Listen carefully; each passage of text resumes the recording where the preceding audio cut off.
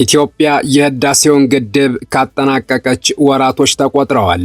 ይህን ተከትሎ ከግብፅም ከኢትዮጵያም ስለ አባይ በርካታ መረጃዎች ይወጣሉ። ግድቡ ተገንብቶ ከተጠናቀቀ በኋላ ግብፅ አሁንም መደራደርና መፈራረም አለብን ማለቷ ምክንያቱ ምንድን ነው የሚለው ደግሞ የብዙዎች ጥያቄ ነው። መልሱም አነጋጋሪ ነው። ኢትዮጵያ በአባይ ላይ ቀጣይ ተጨማሪ ግድቦችን ልትሰራ እንደምትችል መታወቁ ነው። ኢትዮጵያ የህዳሴው ግድብን መጠናቀቅ ተከትሎ ሌሎች ግድቦችን የመጀመር ሐሳብ አላት። በአባይ ጉዳይ ድርድር ላይ የከረሙት ባለሙያዎች ምን ይላሉ?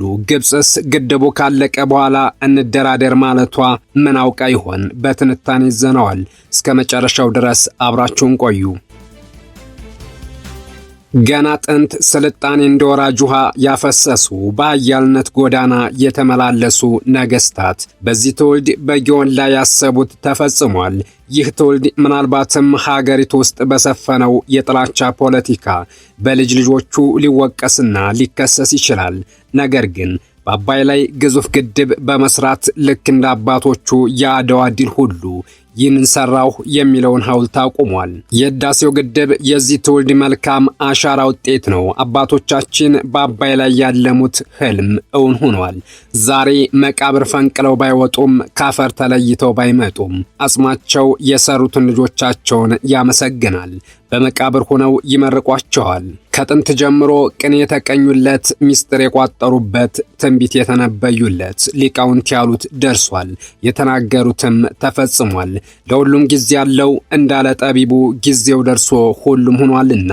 አባይ ትናንት ትንቢት ነበር፣ ዛሬ እውነት ሆኗል።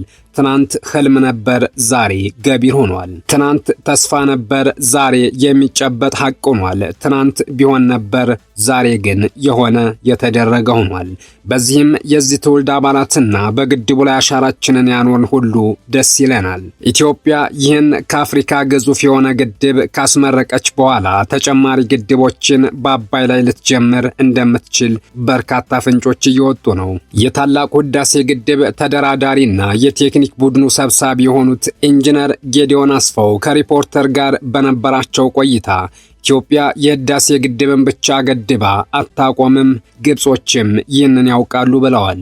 ግብጾች ጫና ለመፍጠር እያደረጉ ያለው ጥረት ህዳሴ ግድቡን በማስታከክ የኢትዮጵያን የወደፊት ተጠቃሚነት የሚያረጋግጡ የልማት ፕሮጀክቶች እንዳይመጡ ከወዲሁ ለማስጠንቀቅ የሚያደርጉት ሙከራ ስለመሆኑም እኒሁ ባለሙያ ተናግረዋል። የናይል ትብብር ማዕቀፍን የፈረሙ ሀገሮች በፈረሙት ስምምነት መሰረት የሚቋቋመው ኮሚሽን በናይል ተፋሰስ ላይ በቀጣይ የሚከናወኑ የልማት ስራዎች ፍትሃዊ የውሃ አጠቃቀም መርሆችን የጠበቁ መሆናቸውን መርምሮ የሚያጸድቅ በመሆኑና የስምምነቱ ፈራሚ ሀገሮች በተፋሰሱ ላይ የልማት ስራዎችን ለኮሚሽኑ አቅርበው በማጽደቅ ወደ ትግበራ እንዲገቡ የሚያስችላቸው ነው። ይህ ከሆነ ደግሞ ግብፅ ለማስከበር የምትፈልገው ታሪካዊ መብት ወይም በ1959 ስምምነት ለራሷ የመደበችው የውሃ ድርሻ ይቀንሳል በሚል ትሰጋለች።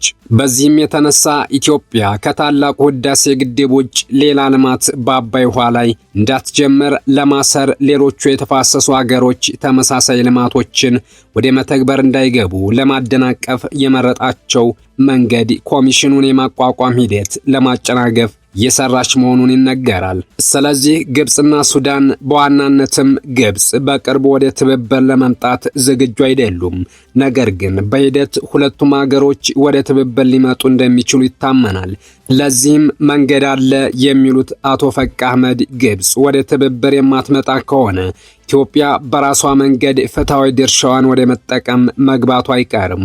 ይህም ያለ ጥርጥር ይሆናል ብለዋል። ይህ መንገድ ከትብብር ውጭ መሆን የሚያስከፍለው ዋጋ እንዲጨምር እንደሚያደርጉ የገለጹት አቶ ፈቅ አህመድ ግብጾች ይህንን የተረዱ ቀን ተገፍተው ወደ ትብብር መምጣታቸው እንደማይቀር ተናግረዋል። አቶ ፈቅ ግልጽ አድርገው ባይናገሩትም ግብፅ ወደ ትብብር የማትመጣ ከሆነ ኢትዮጵያ ቀጣዩን ግድብ በአባይ ላይ መጀመር አዲሱ የኢትዮጵያ መንገድ እንደሆነ ጠቋሚ ነው ብለዋል። ስለዚህ ኢትዮጵያ ቀጣይ አዲስ ግድብ ልትጀምር እንደምትችል ግልጽ ሆኗል። ይህን ደግሞ ግብጾችም ጭምር የተረዱት ይመስላል። የህዳሴው ግድብ ከ4 በላይ መንግስታት ተሳትፈውበት አልቋል። አሁንም የሚጀመር አዲስ ፕሮጀክት በተመሳሳይ በዚህ ትውልድ ተጀምሮ ቀጣው ትውልድ ሊጨርሰው አሊያም በአጭር ጊዜ ሊጠናቀቅ ይችላል። የፖለቲካ ሳይንስ ምሁሩ ፕሮፌሰር ብሩክ ኃይሉ ኢትዮጵያ ፈጣሪና ተፈጥሮ የሰጣትን ጸጋ እንዳትጠቀም ብዙ ተሰርቶባታል ይላሉ። በተለይም ከሱዳንና ከግብፅ ፈተና ይገጥማት ነበር። ኢትዮጵያ የአባይ ምንጭ ናትና የአባይን ምንጭ ለመያዝ ተደጋጋሚ ጦርነቶች ተካሂደዋል። ነገር ግን አንዳቸውም አልተሳኩም። ሁሉም በኢትዮጵያን ጀግንነት ተመክተዋል ነው የሚሉት። አሁንም በዚህ ዘመን ግብፃውያን ኢትዮጵያ የአባይ ግድብን እንዳሰራ ያላደረጉት ነገር የለም። ነገር ግን ያደረጉት ሁሉ አልተሳካም። አባይ በፈተናዎች አልፎ ተፈጽሟል። እናም የህዳሴው ግድብ ብዙ የፈተና ትብታቦችን የበጣጠሰ ነበር ይላሉ። የአፍሪካ የውሃ ማማ የሆነችው ኢትዮጵያ በህዳሴ ግድቡ አያሌ ጥቅሞችን ታገኛለች። ከህዳሴው ግድብ ለመጠቀም የሄደችባቸው ጉዞዎች ግን አድካሚና ፈተናዎች የበዙባቸው ነበሩ። ሌላ ግድብ ከተጀመረም ፈተናዎች ይቀንሱ፣ ካልሆነ መቀጠላቸው አይቀርም። ኢትዮጵያ የጀመረቻቸው ኤሌክትሪክ ኃይል ማመንጫዎች ሲጠናቀቁ ለምስራቅ አፍሪካ ሀገራት ጭምር በመሸጥ የምስራቅ አፍሪካ የብርሃን ማማ የመሆን ዕድል አላት። ከየግድቡ ኤሌክትሪክ ኃይሉን የሚያደርሱ ረጃጅም መስመሮችም ተዘርግተዋል። ኃይል ከማመንጨት ባሻገር የመነጨውን ኤሌክትሪክ ኃይል ወደ ብሔራዊ ኃይል ቋት ለማስተላለፍ የሚረዱ ከፍተኛ ኤሌክትሪክ ኃይል ማስተላለፊያና ማከፋፈያ ጣቢያዎች በመላ ሀገሪቱ ተዘርግተው ይገኛሉ። ኢትዮጵያ ለጎረቤት ሀገራትም ኤሌክትሪክ ትሸጣለች። ከጎረቤት ሀገራት መካከልም ከሱዳንና ጅቡቲ ጋር የኃይል ትስስር በመፍጠር እና በአማካኝ ከ100 ሜጋዋት ያላነሰ የኤሌክትሪክ ኃይል በማቅረብ በየዓመቱ በአማካኝ $70 ሚሊዮን ገቢ እየተገኘ ነው።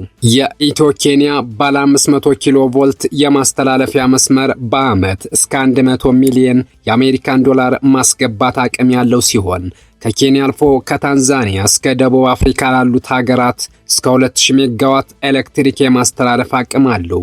በተጨማሪም ኢትዮጵያ ከሶማሊላንድ፣ ታንዛኒያና ደቡብ ሱዳን ጋር የኤሌክትሪክ ኃይል ትስስር በመፍጠር እየሰራች ትገኛለች። ግን ከዚህ በተጨማሪ ኢትዮጵያ አብዛኛው ሕዝብ ዛሬም ከኤሌክትሪክ ውጭ ነው።